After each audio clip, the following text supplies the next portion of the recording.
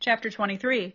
To be invisible, he had to clear his mind. That was the secret. Cole stared up into the darkness. In the cold pond, his mind became almost trance-like. The fish and the beaver had come close until he thought of hurting them. The day he touched the spirit bear, he had been near death and had completely given up trying to be in control. Being invisible had nothing to do with being seen. Being invisible meant not being sensed or felt. This discovery excited Cole and set him to thinking, if animals existed in a world of instincts and senses beyond the conscious thoughts of the mind, what happened to people in their frantic worlds of noise and hectic rushing? How much of the world did people miss because they were not calm enough, empty enough to experience it? Cole's thoughts raced as he stared up at the black ceiling of the small cabin. He couldn't wait until morning. When dawn finally arrived, he hiked to the opening of the bay instead of going to the pond. He made no special preparation except to wear a heavy sweater and a rain slicker. The persistent drizzle and cold had become a daily part of his life here on the island. As he walked, he focused on the patterns around him. The lapping waves came as regularly as deep breaths. The light drizzle roughed the water's surface. Clouds hung low as fog, and thousands of smooth, worn rocks lined the timeless shoreline like a ghost highway that disappeared into the mist. Cole felt a part of the patterns as he meandered along the shore. When he reached the point, he picked a natural saddle between two rocks and sat down. He focused his gaze on a small white rock near the water's edge and breathed in deeply.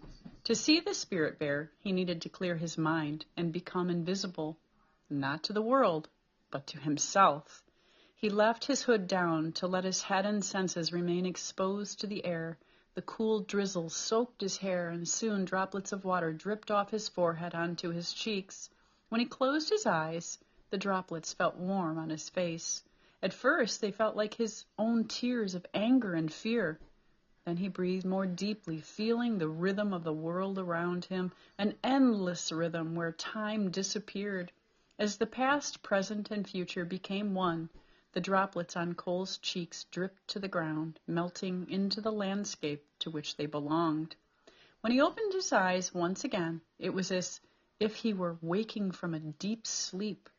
Far down the shoreline where the rocks disappeared into a folding mist, a white object had appeared. At the place where things visible faded into not being, there stood the spirit bear, as clear as if it were standing only feet away. The bear gazed patiently. As Cole stared back with the same patience, all time, even the present, ceased to exist. He no longer thought of himself as Cole Matthews, a juvenile delinquent from Minneapolis, Minnesota. Instead, he was part of the landscape, without a beginning or end. Rain dripped off the rocks that lined the shore, the same way it dripped from his forehead and flowed down across his cheeks and lips. It blurred his vision, and he blinked. The spirit bear disappeared. Because Cole and the bear belonged to the same landscape now, Cole still felt the bear inside. He closed his eyes, still remembering. When Cole next opened his eyes, he had no idea how much time had passed. He crawled stiffly to his feet and picked his way back along the shoreline toward camp. That night, Cole built a bigger-than-usual outdoor fire. He cooked his supper ceremoniously. With delicate pinches, he added spices to the boiling water.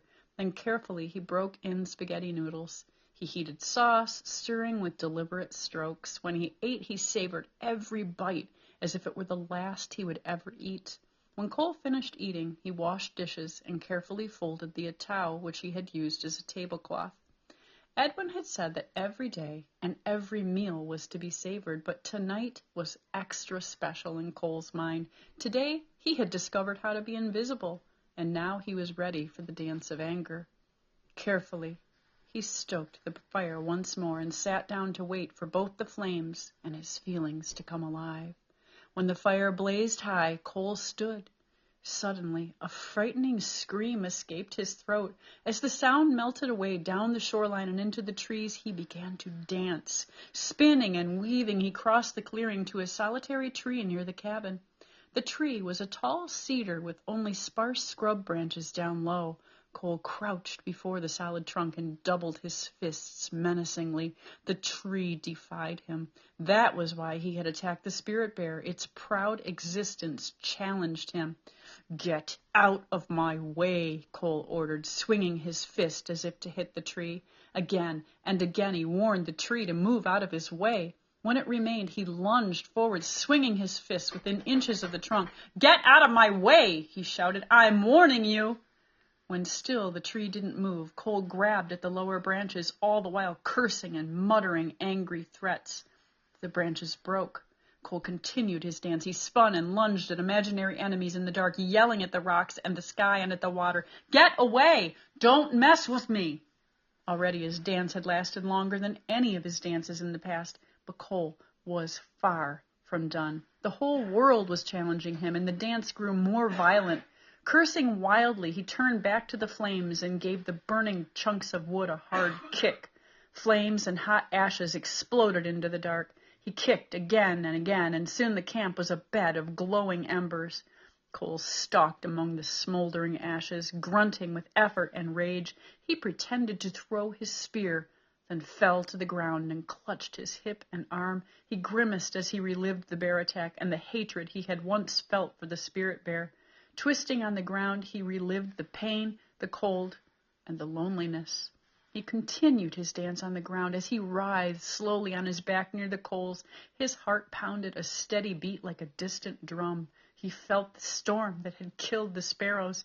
He saw again the jagged white flash of lightning and heard again the crash of the huge tree that almost ended his life.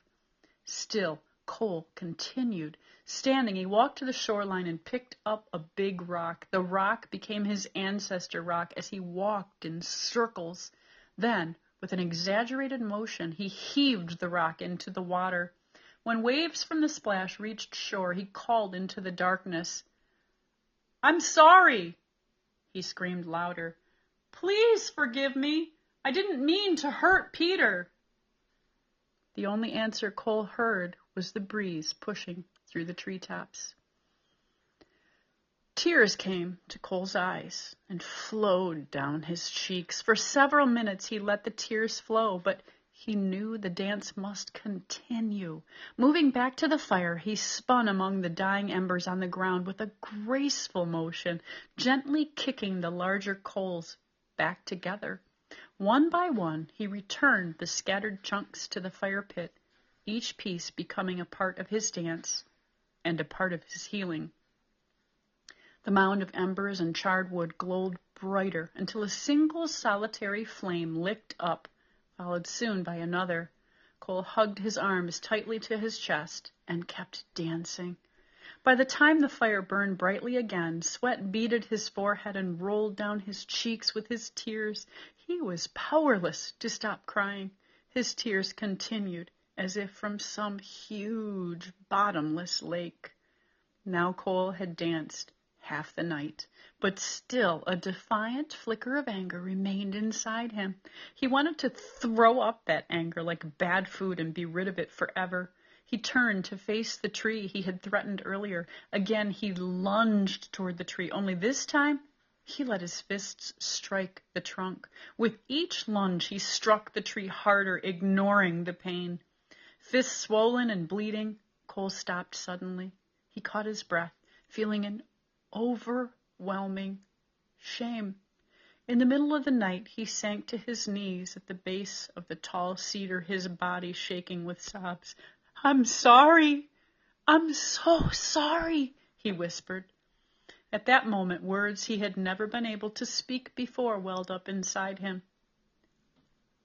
"I forgive you," he cried loudly. "I forgive you." Then, his energy totally spent, Cole collapsed to the ground. Now his dance was over. The glowing embers cast faint shadows into the surrounding night, and under the trees, a large set of eyes reflected the light, staring patiently out of the darkness.